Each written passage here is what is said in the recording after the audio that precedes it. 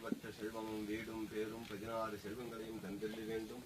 இறைவா, இன்று உம்மை காண இங்கு வந்திருக்கும் அடியார்கள் அவர்களுடைய வேண்டுதலை நிறைவேற்ற வேண்டும். இறைவா, இவர்களுடைய குறைகளை எல்லாம் நீக்கி திருவருள் புரிந்தர வேண்டும். பெருமானே, நீர் படைத்த வையகம் நீடுக, மாமலை மண்ணுக, மெய் விரும்பி அன்பதம் விளங்குக, சைவ நின்னைதான் தலை தோங்குக, தெய்வவென் திருநீர் சிறக்கவே. சிற்றம்பலம்